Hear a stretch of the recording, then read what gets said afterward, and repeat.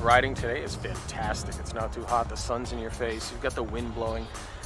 The smells, cut grass and rolling by a barbecue shop and smelling that, or cookies. It's crazy what you smell. You know, I started really young, probably, gosh, I don't know, 4 years old or so. But I used to ride to work. That was my transportation until I got a car for years and years.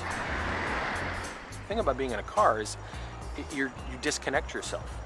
You can't disconnect yourself on a bicycle in traffic. You can't. And you are no longer the top dog. And that's really important. I actually think that feeling is important to help you make you a better driver, because you're more aware of what's around you in the world. So I founded Maverick Charities to give back, to expand opportunity for other folks. We partner with organizations who help incarcerated folks who are coming out of incarceration get back on their feet. And some of them can't have licenses.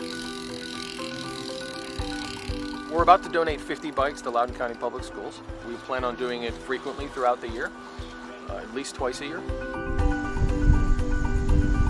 Bicycling in the United States has been increasing over the last decade or two in certain cities and places like Minneapolis, San Francisco, Portland, Washington, D.C. Bicycling has gotten an additional boost by a very unfortunate event, which is the COVID crisis. Many people found themselves at home and in the need for physical activity, and they were flocking to bikes, often for recreational purposes. We have people who still go to work or who have to make a trip but are not comfortable making it on public transport anymore. The more people ride their bikes, the more likely drivers know cyclists who ride their bikes, the more likely drivers are cyclists themselves.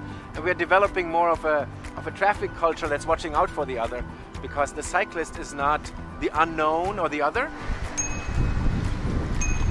but it may be your friend or your work colleague, and you can sort of relate to the people who are on bikes. So I think it's changing the traffic culture.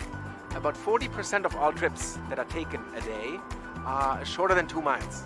These are very bikeable distances, so there's a great potential, especially in cities.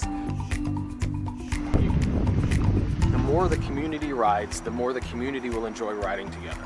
In the end, it brings us closer together. That's what bicycles do. They enable the world and they bring us closer together.